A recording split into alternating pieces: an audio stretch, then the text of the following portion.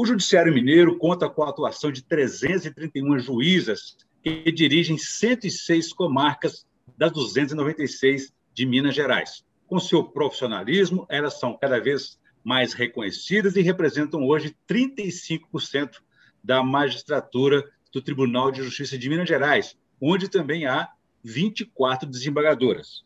Quais são os desafios da direção de foro para quem tem múltiplas funções no trabalho e fora do trabalho? Esse é o principal tema de hoje do Pensamento Jurídico, uma produção da Associação dos Magistrados Mineiros, AMAGES, em mais uma edição especial em homenagem aí ao Mês Internacional das Mulheres. A nossa entrevistada é a juíza Aline Arquette Leite Novaes, que é diretora do Foro da Comarca de Muriaé, na região leste de Minas Gerais, há 3 anos e meio, de um total de 16 anos de magistratura. Doutora Aline, obrigado por nos receber, nos conceder essa entrevista e parabéns pela atuação. Olá, eu agradeço pela oportunidade de estar aqui falando sobre a atividade que eu tanto amo, a atividade judicante, e a atividade também de administração do foro, que realmente é um desafio, mas que é um desafio que eu gosto, realmente eu gosto. Tem muita gente que não gosta, que às vezes, reclama que não é fácil de fato, mas eu gosto muito porque envolve relações interpessoais e isso faz parte mesmo do nosso dia a dia. Muito bem. Bom, e a você que nos acompanha, você pode se inscrever no canal da AMAGES no YouTube e enviar suas sugestões e comentários, que serão muito bem-vindos. Doutora Aline, a questão é que a direção de foro traz novos desafios para o magistrado, para a magistrada, né? É uma questão que precisa agregar aí a gestão, a liderança. É preciso saber mandar, saber gerenciar em equipe. Como é que é essa atuação de dirigente e diretor de foro? Exatamente, Orion. O que acontece? Geralmente, a atividade judicante em si, ela é uma atividade bastante solitária, né? O juiz, ele recebe os processos, ele decide de acordo com o ordenamento jurídico, com as provas dos autos, e ele geralmente desenvolve uma atividade bastante solitária, né?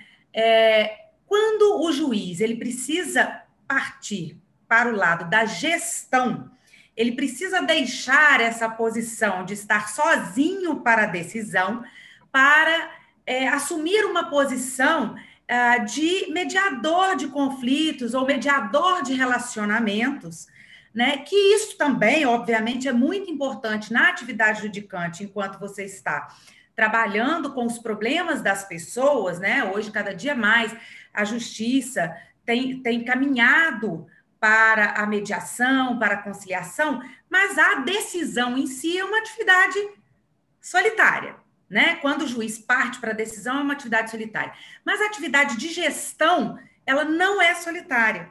Pelo contrário, ela é uma atividade que envolve múltiplas pessoas de diferentes universos, embora trabalhando ali dentro do mesmo sistema, e que é efetivamente, então, um desafio para o juiz, que tem toda essa formação voltada para decidir e para aplicar o direito. Ele tem ali que ponderar, ele tem que ser efetivamente um gestor de pessoas. E isso é muito desafiador, mas é muito bonito também, é muito importante, a gente aprende demais com isso.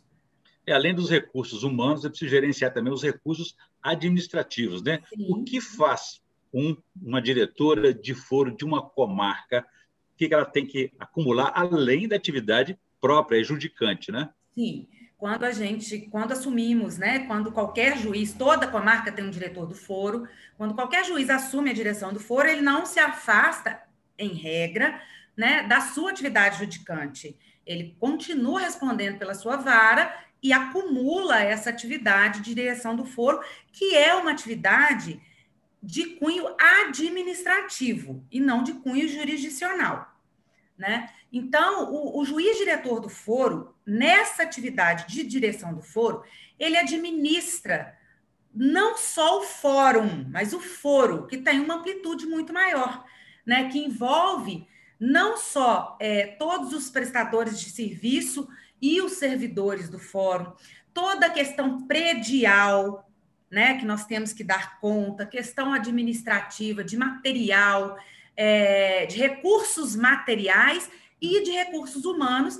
E, para além disso, para além do fórum, né, a fiscalização dos serviços extrajudiciais, mas que estão ligados ao Poder Judiciário, como é o caso dos cartórios, né, que recebe toda aí a nossa atenção, a nossa fiscalização. E nessa atividade, nós também trabalhamos com toda a população, porque nós assumimos uma atividade de fiscalização e, portanto, uma atividade correicional, né? A primeira corregedora do fórum, ou o primeiro corregedor do foro, é o juiz diretor do foro. Depois, essa é uma diferença, né? Vão para a corregedoria.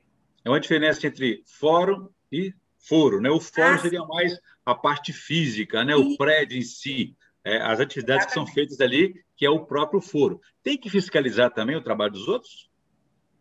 Exatamente. Nós fiscalizamos o trabalho dos servidores, né?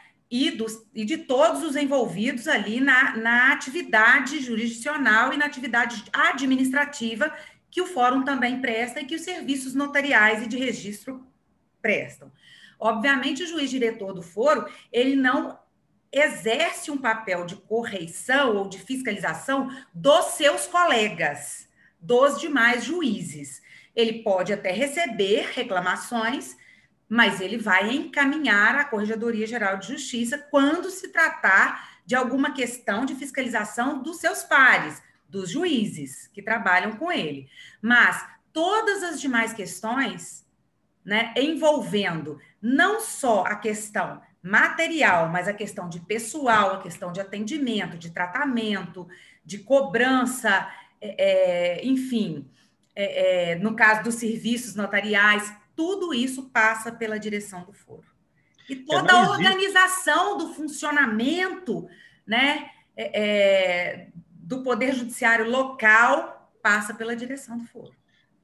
Não existe na formação do operador de direito, do bacharel em direito, também do próprio, digamos assim, magistrado e magistrada, uma temática, uma matéria sobre gestão. Essa gestão ela vem da própria formação, da trajetória pessoal de cada um. A senhora acha que, até pelo aspecto cultural aí, as mulheres têm mais capacidade de gestão, na medida em que elas já gerenciam a própria casa, no trabalho estão gerenciando a família, os filhos? Isso traz algum atributo maior para elas? Então, eu acho essa questão assim, eu acho que as mulheres, elas não são melhores e nem são piores. A gente procura o nosso espaço e a gente tem plena capacidade de fazer isso, tanto quanto alguns homens. E eu acho que isso vai muito de uma característica pessoal, né? Gestão envolve uma palavra que está muito em voga hoje, que é a empatia, envolve cuidado, mas envolve organização e envolve também força. Envolve também força, não no sentido pejorativo da palavra, né? No sentido de ser forte para enfrentar todas as questões que envolvem os relacionamentos humanos. Nesse ponto, eu acho que muitas mulheres têm algumas vantagens, porque as mulheres têm uma sensibilidade diferenciada que não se confunde com fraqueza. O que foi confundido durante muitos séculos aí e não tem nada a ver, né? Então, as mulheres, elas têm uma facilidade, talvez, para exercer essa empatia, mas, mesmo assim, elas são extremamente positivas e fortes para se posicionarem, né? Para exigirem o que tem que ser exigido, né? E isso talvez dê alguma vantagem nesse aspecto. Mas eu não penso na mulher como alguém que tem vantagens sobre o homem, nem desvantagens. Eu penso na mulher... Claro, cada um tem suas vantagens e desvantagens, suas características próprias, exato, né? Exato. Até mesmo na capacidade de ser menos conflitante, menos conflituosa do que os próprios homens, né? Mas a mulher, ao mesmo tempo, culturalmente, a nossa sociedade cobra delas o tempo todo que elas têm que ser competentes, embora isso não seja cobrado dos homens. A senhora sente isso de alguma forma, que é um preconceito que ainda existe na sociedade, né? Com certeza. Isso é muito óbvio, claro que de maneira velada.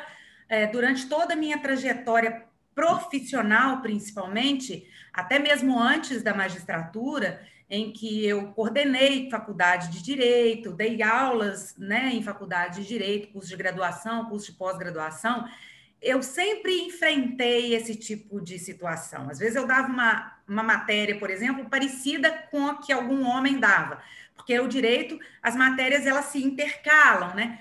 E muitas vezes eu tinha um posicionamento diferente de um colega homem, né? E eu tinha que provar de onde eu tinha tirado aquele posicionamento, eu tinha que levar e mostrar ao doutrinador.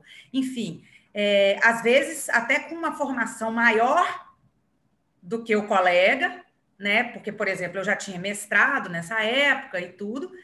Enfim, e eu tinha que provar. Então, a mulher, ela mata um leão por dia mesmo nesse sentido.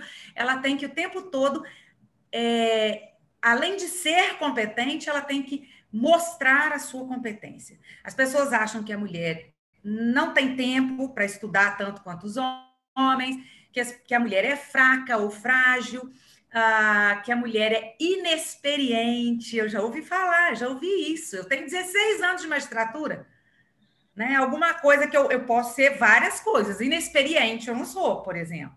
Ou seja, a questão do gênero ainda, né, provoca Ainda muita influencia. resistência entre os colegas, jurisdicionados, servidores. Existe aquela situação ainda, né, de alguém fala assim: minha senhora, por favor, chama o juiz lá para mim. Eu já ouvi muito isso. Isso acontece? Já aconteceu comigo. Já aconteceu uma situação muito inusitada comigo, e aí foi bem no início da carreira, eu era bem novinha, que um determinado advogado mais velho falou para mim assim, eu trabalhava no Juizado Especial das Relações de Consumo em Belo Horizonte, ele falou para mim assim, eu sabia que eu tinha que ter ido para o fórum onde tem juízes homens de cabelos brancos. Falou isso para mim. Quer dizer, isso está ainda incrustado na sociedade, né? Agora, nós temos que reconhecer, a sociedade pouco a pouco vai reconhecendo, e que então nós temos então magistradas aí chefiando a justiça em Minas Gerais em quase 500 municípios, já que as 296 comarcas são ainda correspondem aos 853 municípios, né? Então é muita presença e é muito potencial que tem que ser reconhecido e valorizado, né? Com certeza. E os concursos também têm mostrado isso. As mulheres estão passando cada vez mais, as turmas de juízes aí em formação têm, né, cada vez mais a participação feminina, mostrando que a gente está rompendo os obstáculos, né?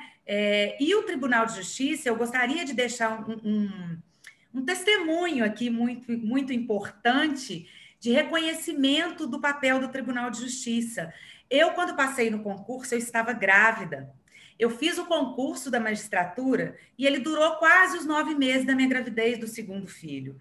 O meu segundo filho nasceu no dia 7 de julho de 2004. E eu fiz a prova oral no dia 28 de junho.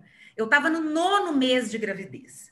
Quando eu estava na fase de concurso, passei para a segunda etapa, eu comentei com algumas pessoas que eu estava grávida. Alguns colegas magistrados, algumas pessoas, e vários homens falaram comigo, esconda a gravidez, porque não vão deixar você passar.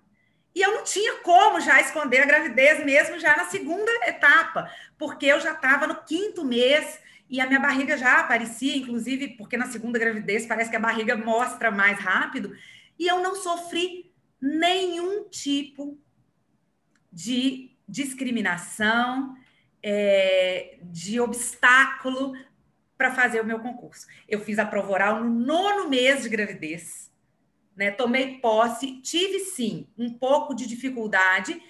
Na época da posse, não me obstaram a posse, mas eu tive que conversar muito, porque eles queriam me obrigar a tirar a licença maternidade. E se eu tirasse, eu ia perder a escola judicial e eu ia ter que fazer depois, perder a antiguidade, enfim, mas foi tudo resolvido. Então, eu passei no concurso grávida, no 9º mês de gravidez, e na minha turma de juízas existiam mais 2 grávidas. 3 mulheres grávidas passaram no concurso da magistratura. O meu caso era mais específico, porque eu já estava no final mesmo da gravidez, quase ganhando bebê. Então, isso é um reconhecimento do Tribunal de Justiça, eu não poderia deixar né, de falar dessa situação aqui, que não sofri nenhum tipo de preconceito, e isso me engrandece o Tribunal de Justiça e me engrandeceu, me fortaleceu para enfrentar os demais obstáculos que eu enfrentei depois disso. Parabéns aí pela determinação. Agora, precisamos reconhecer, o judiciário, realmente, perante os outros dois poderes, legislativo e executivo, ele é mais democrático nesse sentido, porque ele passa, primeiro, o critério de ingresso é o concurso, ao contrário das indicações que acontecem nos outros poderes, não é? Não é isso? Agora, com a pandemia, tivemos aí uma situação bastante atípica, doutora Aline, porque se a mulher ela tem que ser competente no trabalho, competente em casa, na família, cuidar das crianças. Agora, o pacote todo foi para dentro de casa. Fica em casa e gerenciando o trabalho, gerenciando a família, tudo no mesmo pacote. Como é que foi esse desafio? Foi mais difícil? Então, esse desafio foi especial mesmo, porque além dos desafios de fecha fórum, abre fórum, decide o que é que vai fazer, isso a direção do fórum me ocupou assim de uma maneira muito intensiva. Na atividade judicante começaram também a chegar muitas ações novas, mandados de segurança, abre e fecha, pode abrir, pode fechar, revisão de aluguel, né? E ainda teve essa questão de você estar dentro de casa, tendo que dar conta da casa, mas sem misturar, também precisando dar conta do trabalho. No início, eu senti uma dificuldade muito grande de separar os momentos de trabalho e de cuidar da minha casa, cuidar do meu filho, cuidar do meu marido, enfim, cuidar de mim. E eu quase que fiquei o tempo todo trabalhando. Eu acordava, ia para frente do computador e trabalhava de manhã, de tarde, de noite. Tinha dia que 10 horas da noite, meu marido vem dormir ali, já está na hora. Enfim, a gente tem que ter muito cuidado quando vai trabalhar em casa para não deixar de trabalhar, obviamente, graças a Deus esse não foi o meu caso, mas também para não extrapolar e deixar o resto de lado, né? E isso foi um desafio para mim, tem sido ainda, agora nós já voltamos à atividade presencial, graças a Deus na minha comarca, em Muriaé, nós estamos no grau amarelo, né? Esperamos assim continuar, mas foi realmente um desafio fazer essa separação e não deixar o serviço, assim, o trabalho consumir todo o tempo que a gente tem. Porque esse trabalho de juiz não para, gente. Ainda mais agora com o PJE. Aonde você vai, né? O computador está ali, o seu acesso, seu certificado digital está ali, né? E aí você vai trabalhando. O PJE é o processo judicial eletrônico, né? Isso. Mas, doutora Aline, com pandemia ou sem pandemia, né? Os desafios do judiciário continuam aí, temos a elevada carga processual. Na opinião da senhora, qual que é o principal desafio do judiciário hoje, na visão de uma magistrada? Eu entendo que hoje o principal desafio do Poder Judiciário infelizmente, até paradoxal, mas é criado pelo próprio acesso irrestrito à justiça, né? Existe um déficit de juízes, comparando aí com outros países, né? A gente sabe que o Brasil, a carga de trabalho do magistrado brasileiro, ela é extremamente alta, o número de processos por magistrado é muito grande, a gente quer se aperfeiçoar, a gente quer sempre estudar, porque não para, né? A gente não pode parar, e o número de ações aumenta e aumenta e aumenta e aumenta, e muitas vezes por questões que não precisavam ser resolvidas judicialmente. Então, O excesso, né, da judicialização, do Poder Judiciário, desculpa. O excesso da judicialização que você está falando, né? O excesso da judicialização. Né? Políticas públicas e também direito do consumidor. E, assim, hoje, o principal desafio do judiciário é conscientizar, na minha opinião, a população de que os meios alternativos de solução de conflitos são muito interessantes, funcionam, resolvem de uma maneira que muitas vezes é muito mais satisfatória, porque ela não é imposta, né? A solução não é imposta, ela é construída entre as partes. A conciliação e a mediação, não é isso? Exatamente, para que as questões mais assim que não podem ser solucionadas com esses meios alternativos, né? E que demandam um tempo de dedicação muito grande, sejam reservadas aí para soluções impostas através de uma sentença, através de uma solução judicializada efetivamente. Muito bem. Doutora Aline, eu gostaria também que a senhora fizesse... as pessoas é muito importante. Muito bem. Eu gostaria também que a senhora fizesse para a nossa audiência aí uma indicação de leitura. Só tem tido tempo de ler algum livro? Então, a gente lê, a gente lê muito o dia inteiro direito, né?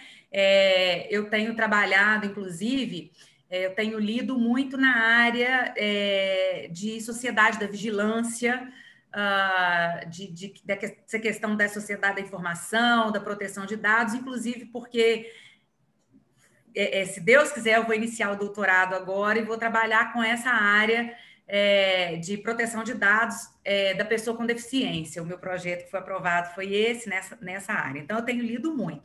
Mas, para fugir um pouquinho da área do direito, eu tenho lido um livro que se chama O Ano do Pensamento Mágico, que, para distrair um pouquinho, embora assim, seja um livro denso, assim, um livro em que a autora ela trata...